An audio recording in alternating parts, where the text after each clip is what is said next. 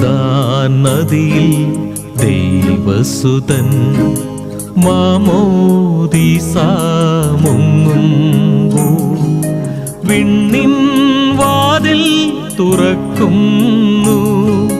വാഴ്ത്തി പാടാം തിരുനാമം, വാഴ്ത്തി പാടാം തിരുനാമം.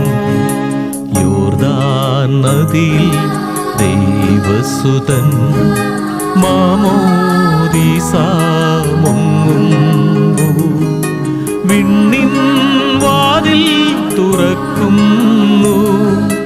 വാഴ്ത്തി പാടാം തിരുനാമം, വാഴ്ത്തി പാടാം തിരുനാമം.